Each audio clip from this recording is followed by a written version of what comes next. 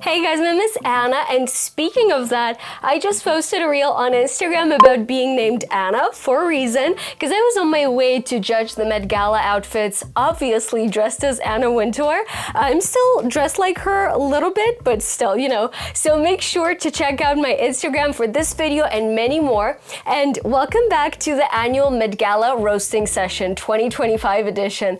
The looks were a lot, and I have so many thoughts because some people understood the assignment, others showed up in vibes alone, but this year I'm switching it up a little bit. We're doing a tier list. So from F tier to S tier, we are ranking some of the looks from the Met Gala. So go make yourself an iced coffee or a matcha, whatever your go-to poison is, and let's scroll through the madness and gently drag our favorite celebrities, all in good fun. Let's go. All right, before we start ranking these looks, let's quickly go over this year's Met Gala theme so we actually know what people were supposed to be dressing for. The 2025 theme was Superfine tailoring black style, and like always, it ties into the Met Spring exhibition. This year's exhibit was inspired by Monica L. Miller's book, Slaves to Fashion, Black Dandyism and the Styling of Black Diasporic Identity, which explores how Black people have used fashion as a form of resistance, pride, and cultural expression. It all started back in the 1700s when Black men were forced to wear expensive uniforms or livery, but found ways to add their own touch. Over time, that evolved into Black dandyism. Sharp tailoring, bold colors, thoughtful accessorizing, and a mix of traditional European styles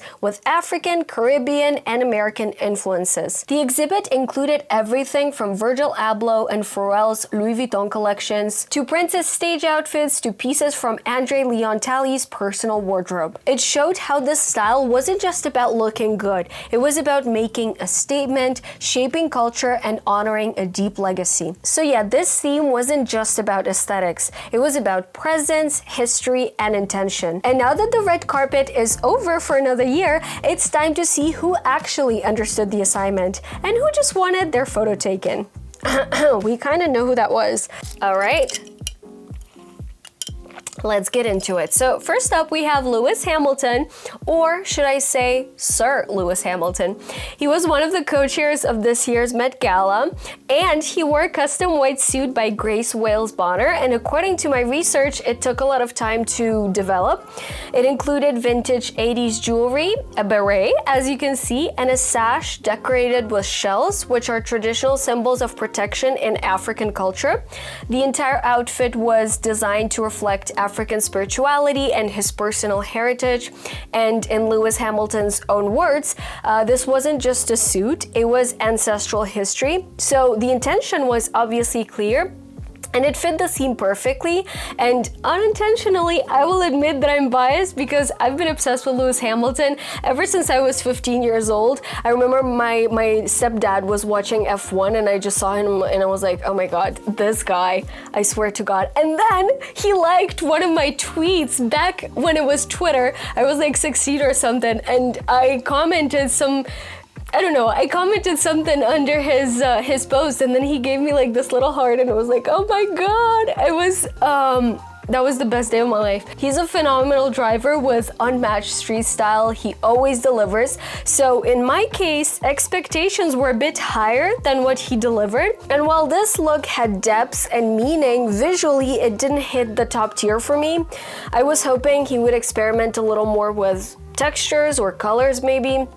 But this white cream suit, I feel like it could work for any fancy party, but for the Met Gala, I was hoping for something a little more daring, something like Damson Idris did, for example. He literally had the coolest Met Gala carpet reveal this year. I thought it was so cool, even though it was more promotional for his F1 movie than Met Gala. But if Hamilton did something like this, it would have been a lot cooler and more on theme. But then again, maybe he doesn't want to mix Met Gala and work, because at the end of the day, F1 for him is just work. So yeah. But I feel like Lewis Hamilton would look good in a potato sack. He's so handsome and so good looking. So, I respect this look completely, but I'm still putting him in B tier because I feel like it's elegant and it's thoughtful, but not show-stopping, you know, and I feel like it's a little too casual for the Met. Sorry. Cardi B wore an ivy green Burberry pantsuit, and honestly, it's giving Ronald Weasley vibes, you know? This outfit looks like Ron's and Tessie's outfit, and it smells like Ron's and Tessie. The color and texture just aren't working for me at all, and it feels so outdated and clumsy, and I feel so bad saying it because I love Burberry. But I feel like the entire thing is so off, and the whole thing feels like it's trying too hard without delivering anything memorable at all. And you know, I do love her hair though, like, and I just can't understand the hype. Everyone online said it's giving main character energy, but I swear to God, it's hideous. You guys, is everyone blind? Like, I can't believe it. And you guys know that I'm all for bold looks. I love something that is loud and like eccentric and beautiful, but this one misses the mark completely. I love her confidence though, but in this case, it just feels like such a fail. Also, the combination of velvety texture and this color and the fact that it's all monochromatic, like it's grandma vibes and Tessie vibes, or I'm gonna sound so mean, but it's giving molded veggies. Like, you know that one veggie at the back of your fridge waiting for you to finally eat it, but hopefully you will never eat it because it's already moldy and you have to like get rid of it. So for me, this look, despite the fact that it's Burberry and La Roche, this one is a solid F tier, and it's one of the most hideous looks of the night. There's no way around it. I can't get behind this one. So baby girl, off to the F tier you go. Janelle Monáe absolutely nailed it this year, and for me, this look is an easy S tier. She wore a Thom Browne suit that was pure artistry. One half was black, like this classic black with crisp white pinstripes, and the other half exploded in red with bold white geometric lines. The shoulders were so dramatic, the silhouette was so boxy and geometric, like it gave it this surreal, almost cartoon-like vibe, and it felt so fresh, so creative and unexpected. This is exactly how it's done. So the contrast of the two sides worked so beautifully together. She pulled it off flawlessly as well, and I also love the details, like the black hat and the tiny gold and black clock over one eye. It just felt so natural and like so right and so organic.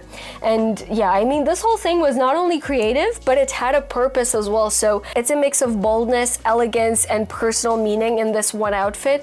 Yeah, this was everything. Definitely an S tier for me. So my name is Gigi Hadid, because where was Bella? By the way, you guys, I saw that she was in New York City, but then, you know, she didn't go to the Met. I have to investigate that. Cause girl, I was rooting for you. We were all rooting for you. How dare you? All right, so Gigi Hadid wore a custom Miu Miu dress, and she definitely got a bit of mixed reaction online because some people were saying that she didn't stick to the theme. Like, oh my God, she just showed up in this golden dress like we've seen her do a million times.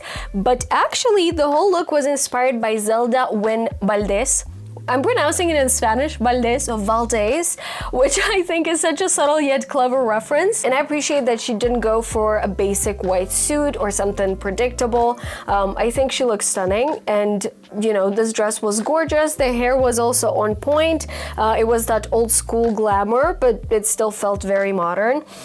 It wasn't the most dramatic or groundbreaking look from her Met Gala history. Her Heavenly Bodies moment was so amazing, but you guys will hear a lot of Heavenly Bodies references in this video because it's a theme that I could talk about for hours and hours because it's the best Met Gala of recent years.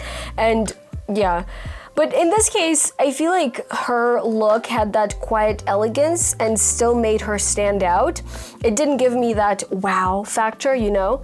And yeah, but I can definitely respect the thoughtfulness and craftsmanship behind it. So while I wouldn't put her at the top, I still think it was solid and not boring in any way. So yeah, but it's still, you know, it still doesn't quite make it into the top 3 tiers. So C tier. So Sydney Sweeney also wore a custom Miu Miu gown with beaded French shoulders and gold hardware at the neck.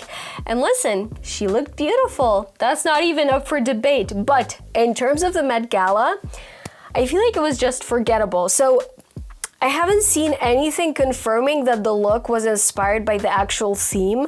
And honestly, I feel like it's something we've seen her do a million times already. It's just another sexy fitted dress, but this time with sequins. Yay! Like, Sydney said that it was this dress was an homage to actress and painter Kim Novak, who she'll be playing in her upcoming film Scandalous. So this dress and this entire look, it feels more like promo than a genuine tribute to the night's theme. Like, it has to do with her movie, but it doesn't have anything to do with the theme. Yeah, I just feel like she completely missed the mark. And yeah, the dress was elegant and very red carpet ready, but this is the Met. Okay, you can't just show up in a pretty gown, call it a day, and expect to be in my S tier. I feel like, you know, there was no risk, no twist at all, no standout moment. It was fine. She looks beautiful as always, but that's about it. So for me, it's a D tier. Okay. Teyana Taylor arrived in custom Marc Jacobs on the arm of legendary costume designer Ruth E. Carter, and honestly, she ate.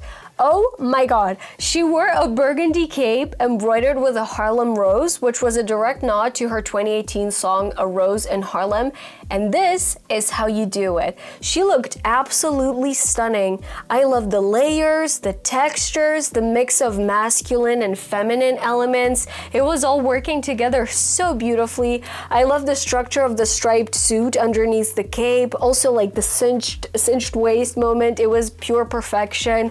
The hat with the feather added drama in the best way, and I don't know why, I think I really enjoyed like feathers in hats. It reminded me of Zendaya from last year, Zendaya's look from last year, but I feel like it just continues your silhouette in the best way possible. It's like, you know, it's so dramatic. It also felt vintage and bold, but not costumey, you know what I mean? Like, it didn't feel like a Halloween costume. Her heels were killer too. They were another protagonist of the night. Sharp and elegant, adding that final polish. Everything about this look was thoughtful and intentional with real meaning behind it, but it still felt effortless. So she managed to follow the theme, tell a story, and look absolutely spectacular doing it.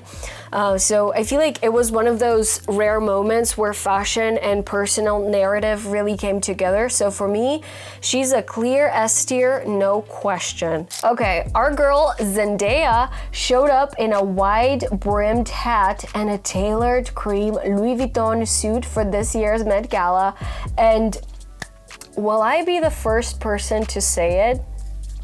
We expected more, like a lot more, you know? She looked great, obviously, she always does.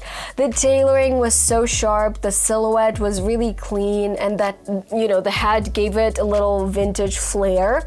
But compared to her past Met Gala appearances,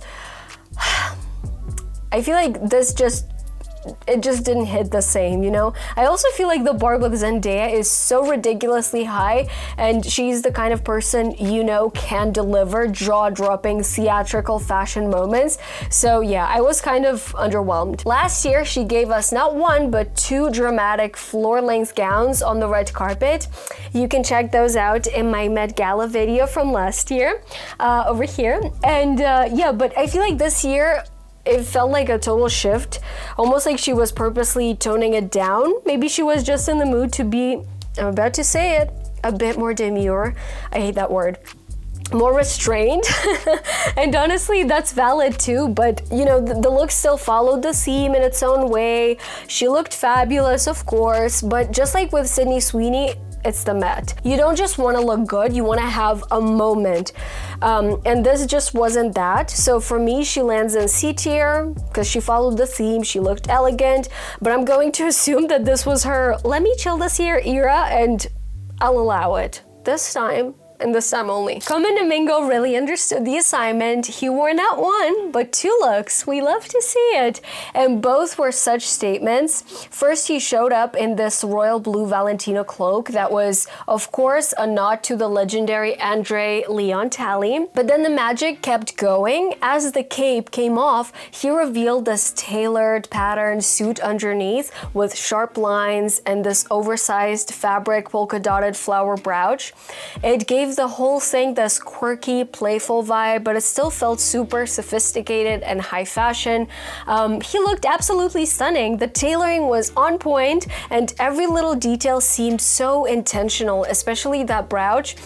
It was such a cool, memorable touch. I love how he played with bold shapes and proportions, and it felt like you were getting like 2 different looks in one, but both totally worked with the theme. And like, when was the last time that we saw a guy in 2 looks? That's usually like Lady Gaga, Ariana Grande, the only people that do it. But then Colman Domingo, like, that is so cool, and you don't see that often in menswear. Yeah, his confidence and his energy just took it to another level. But here's the thing, I feel like even though everything was beautifully executed, I'm putting him in A tier instead of S tier. It was polished, stunning, and creative, but it just felt like it needed a little more oomph, you know, to get to S tier. Maybe a little more drama, maybe a feathered hat, more edge, like something that would make you stop and go, oh my god, wow, you know. Colman definitely delivered, but with just a bit more flair, it could have been a truly unforgettable show-stopping moment. My Shayla, Lana Del Rey, she didn't exactly bring the drama this year. She showed up to the Met Gala in a black and brown Valentino ball gown with a dramatic drop waist and a long silky brown skirt. The gown had a bow and feather detail that shot out behind her, but honestly, it just felt kind of boring. I'm sorry. Like, I love Lana, but this dress was like, it's not it. The feather detail could have been more interesting. I don't know what is it, like me and feathers today, I swear. I feel like it didn't make much of an impact. She added a little personal touch with alligator hair clips. Like, it was a nod to her husband, which was sweet, but I wasn't blown away by the look overall. The gown felt like something we've seen before, the same soft, vintage-inspired Lana Del Rey vibes that, you know, that she usually goes for, but without much risk and creativity. She definitely looked elegant, but for the Met Gala, again, I wanted something more exciting, something that felt a little more tailored to the theme, no pun intended. And this just didn't hit that level for me, so yeah, I'm putting my Shayla, my Lana Del Rey, in D tier. Yeah, it was quite basic, it was not memorable, and I was expecting way more from Lana Del Rey. It felt too safe and honestly a little underwhelming. Sorry. Congratulations, you've unlocked the Kardashian part of this video. So, Kim Kardashian, not West, Kim Kardashian. I'm a mother, billionaire, law student, and millionaire. When was billionaire or millionaire first? I don't know. But basically, she showed up in an all-black chrome hearts look, and the only thing that I wanted to say was, okay, Carmen Sandiego, chill. Girl, I swear this hat is giving Carmen Sandiego, and honestly, it just wasn't doing it for me. The leather top and skirt were sleek, but it didn't really vibe with the Met Gala theme. Like, it was tailored, sure, but yeah. It was solid, more like a Western trend moment rather than something that matched the night's energy. The sculptural detail on the top was cool, and the pearls, I love the pearls. But you guys, I'm not, like, I'm very biased when it comes to pearls because I'm obsessed with pearls. Yeah, but I love them hanging off the skirt, and they added like a little bit of drama to the look, but it just didn't leave a lasting impression, you know what I mean? As for the cowgirl hat, it just didn't work for me at all. Like, it mostly covered her face, and honestly, it didn't really add anything to the look. She definitely brought the bling bling with all the diamonds, as she usually does, even though she said, I don't care about the money, I don't care about... You guys, look at all these diamonds. But the whole thing just didn't seem to click with the vibe of the night. It was custom and tailored, but it didn't really hit the mark, so D tier, bye. You guys, so this next look, I don't know how to feel. Kendall Jenner wore a two-piece set by Torishéju Dumi. I hope I'm pronouncing that right.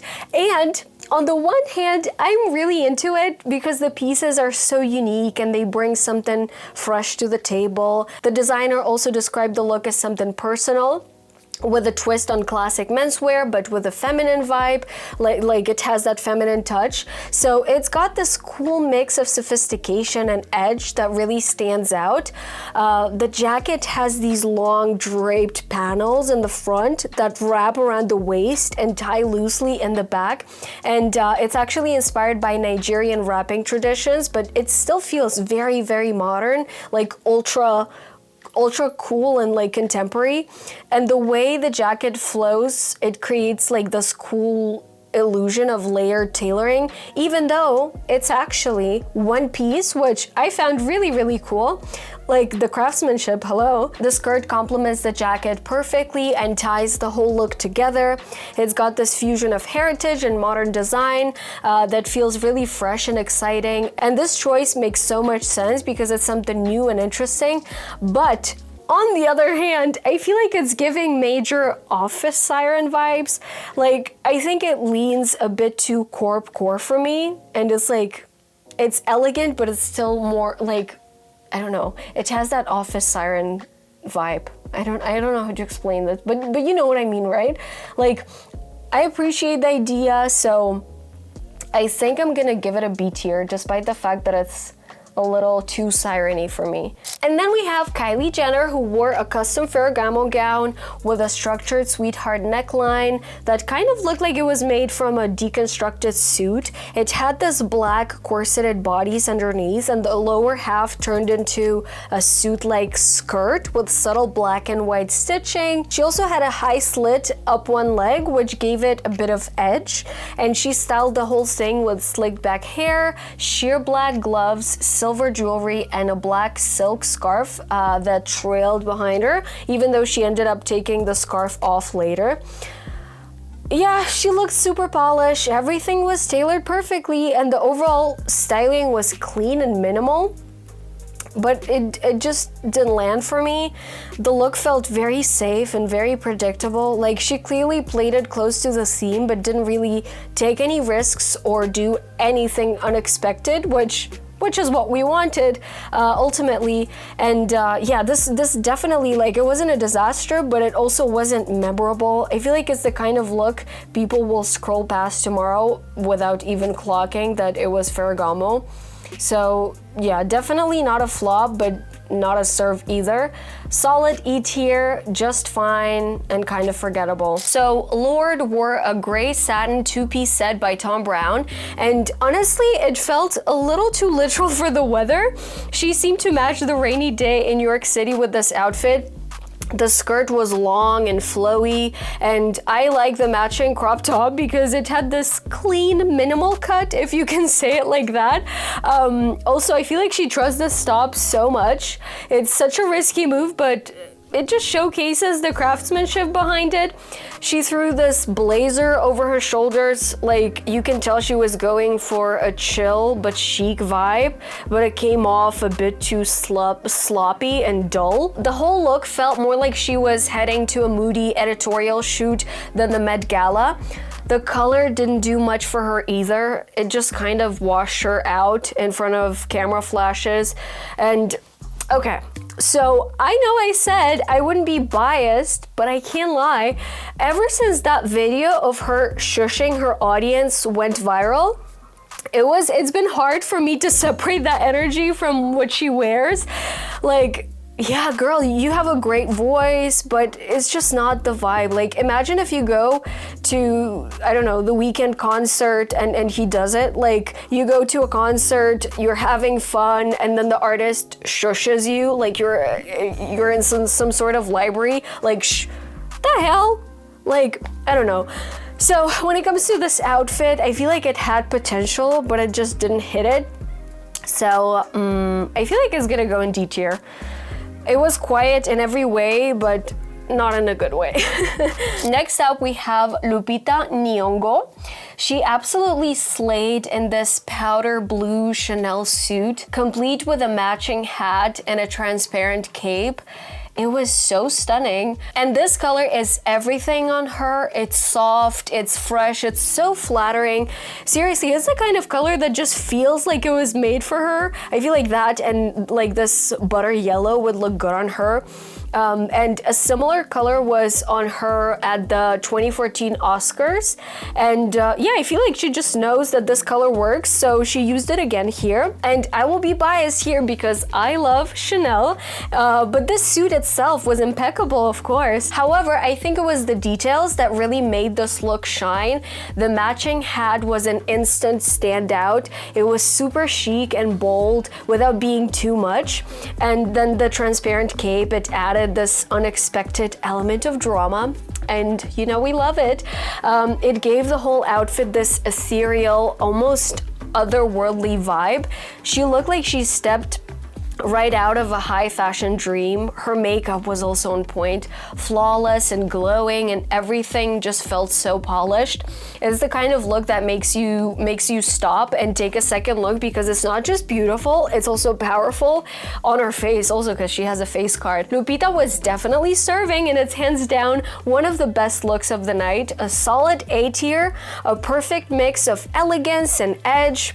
Yeah, just great. Next up, we have Rihanna, who usually owns the Met Gala red carpet, and this year she showed up in Marc Jacobs, debuting her pregnancy with A$AP Rocky. Wow, who would have thought? Honestly, it seems like he just doesn't let her take a break.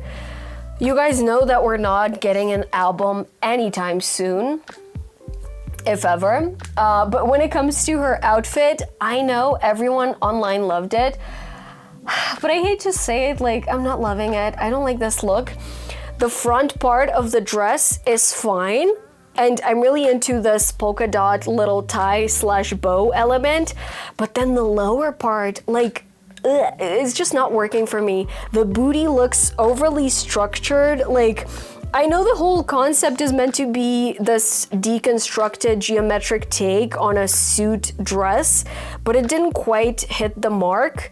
It created these weird, unflattering shapes around her booty that just didn't feel right. And as I mentioned, a lot of people were in love with this look, they loved it, but with Rihanna, you've got to ask yourself, are you loving it because it's a great look? Or is it just because it's Rihanna wearing it? Like, if you saw this look on someone else, would you feel the same way? For me, this is definitely the weakest Rihanna look in recent years. You guys, just remember the iconic Pope dress, again from Heavenly Bodies, or the huge yellow dress with this massive cape, or even the 2017 look. Those were absolute moments, but this one, not so much, and I can't believe that I will do it, but I'm gonna place Rihanna in D tier. I am so sorry, but this look is just not it. Okay, Demi Moore really went for it this year, but I'm not sure it landed. So when I first saw this outfit, this look, I honestly thought, what's with the weird halo above her head? Like, is she trying to shield herself from a rainy day in New York City? And then, dun dun dun, I found out that she was literally going as a men's tie in a black and white striped sequin gown by Thom Browne. And okay, I get it now. Like, but I feel like there's this thing when it comes to fashion, which is obviously an art form. Like, you don't need to explain things. You don't always need an explanation. Like, it should hit you visually without someone having to tell you the concept behind it, especially with a dress like this. I don't know. So while I get what she was going for, I just don't think it worked for me. It's kind of like a regular dress with a cape and then a random halo, and I definitely appreciate the effort, but it could have been done in a more creative way. But then again, it's easy to say it when you're not a designer, and it's like, yeah, you could have done it a lot better, but we're roasting here, so who cares? So yeah, it's not terrible, but it didn't make an impact. So again, I would put her in D tier. At least it wasn't just a boring dress, but it's not exactly a showstopper either, you know what I mean? So our favorite Calvin Klein ad protagonist, Bad Bunny, showed up in a brown Prada suit that he worked on with the brand for months, according to my research. And it's clear that there was a lot of effort put into it. I love that he stayed on theme with the accessories. He added some embellished gloves, and then the hat, which I think is a pretty cool nod to his Puerto Rican heritage. Yeah, the hat in particular, I feel like it adds a personal touch that works for the look. But then there's this bag, like it's huge. I'm not sure if he's about to take off or just carrying around a carry-on. Like, I don't know, it's so big, like it doesn't even make sense. The size of it, like it kind of distracted me from the rest of the look. And while everything else was well thought out, the bag feels like an odd choice. Like it doesn't make much sense. Overall, the suit itself is strong, but the bag definitely pulls it down a bit, no pun intended. And I'd say that this one lands in C tier because it's solid, but could have used a bit more balance in the accessories. Yeah, I think it's gonna go in C tier. Trace Ellis Ross wore the stunning sculptural Marc Jacobs suit in a beautiful mix of pinks, and honestly, I'm obsessed with it. Like, I love the color combo. I love the way the different shades of pink blend together. It's just so stunning and it's perfect. It's very vibrant and very fresh. Also, like the huge bow at the back adds this amazing dramatic effect that makes it feel really special and really unique. The whole look feels fun and bold, and I feel like it's totally her vibe. Also, I was obsessed with the textures besides the color. I was also thinking about the textures and how it must feel like. Like, I wanted to touch the whole look. It's just very tactile. So yeah, the structure of the suit is really interesting as well. And it doesn't feel overdone, but you know, as much as I love it, I have to say that it's not as mind-blowing as Teyana Taylor's look, which had that next level wow factor. So for me, this one lands in A tier. It's gorgeous, but just a bit short of the absolute best of the night, you know? Okay, so this next person never disappoints. Jodie Turner-Smith absolutely captivated me with her Met Gala look. It's a custom Burberry creation, and it's everything. Like, she took a completely different approach from last year, and the drama in this one is just on another level. And it was inspired by Selika Lazewski, who is a black equestrian from Belle Epoque Paris. And Jodie's look reimagined that Victorian silhouette in such a powerful, structured way, using rich leather textures. And again, I think that the coordinating top hat was perfect finishing touch. It was bold, but still felt so refined. And what I love most is how this look brings history and modern flair together so seamlessly. Like, the tailoring was on point with sharp shoulders and waist cinching design that made everything feel so strong and so chic and so high fashion. And in this look, you can see the work of Burberry's collaboration with La Roche and Daniel Lee in this piece. Because they blended those historical elements with this modern edge, as I've mentioned, and it's honestly a masterclass in how to take something classic and elevate it in a contemporary way. So yeah, this look is pure drama. It's obviously the kind of high fashion that demands attention, but it's curious how both Jodie and Cardi B wore Burberry to the Met Gala, but the difference in their looks is night and day. Cardi B's Ronald Weasley look was a total disaster, but this one is just perfection and is the kind of fashion that deserves an S tier. Jenny and Chanel absolutely nailed it. But then again, I'm really biased because, as I mentioned, I love Chanel, but this look is definitely an A tier for me. She just knows how to wear Chanel like no one else. That off-the-shoulder black satin jumpsuit is classic, but the way she styled it with pearls and that stunning white camellia really takes it up a notch, and it's effortlessly chic and elegant, but not in an overdone way. I feel like this look also has the perfect amount of drama without being overwhelming. And it flows so beautifully. The whole vibe feels timeless, but still very fresh. She really brought it, and I can't imagine anyone else pulling it off quite like she did. So this is an A tier for me. And lastly, we have Maya Hawke, who wore a strapless silky pink dress by Prada, and she paired it with a corset top and a long brown cape that draped over her shoulders. Honestly, this look just didn't work for me. The cape had a tie at the front, but it looked so sloppy and like it looked very out of place. Like it was thrown on without any thought.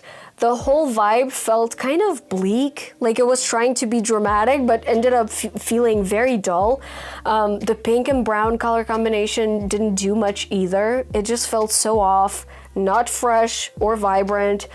And the dress itself could have been cute, but then the execution with the cape and the tie felt very messy. And it felt like a Red Riding Hood, but like in a bad way, you know? Like it's not one of those looks that you will remember, and unfortunately it just didn't land. So I'm gonna place her in F tier. Not a fan of this one at all. Sorry. So that was it for today, and in general I feel like there weren't a ton of groundbreaking looks this year, and I'm not gonna lie, this Met Gala wasn't my favorite Met Gala overall, but don't get me wrong, like there were some iconic and some amazing moments as we've seen, some incredible pieces, but in terms of major wow factors, I feel like it didn't feel as fresh or as exciting as years past, and it's hard to top some of the most iconic looks from the previous years, especially when you think about the Heavenly Bodies Met Gala, the most iconic Met Gala of the recent years that I cannot stop talking about. Honestly, that one set such a high bar that it's tough for anything to compete with it.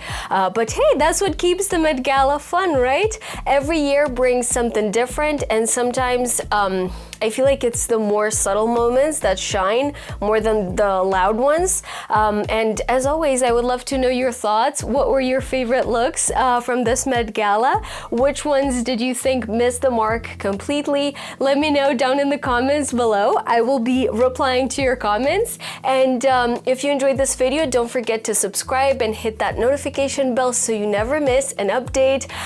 Don't forget to check out my Instagram as well and my TikTok. And thanks a lot for watching, and I'll see you in the next one. Bye-bye!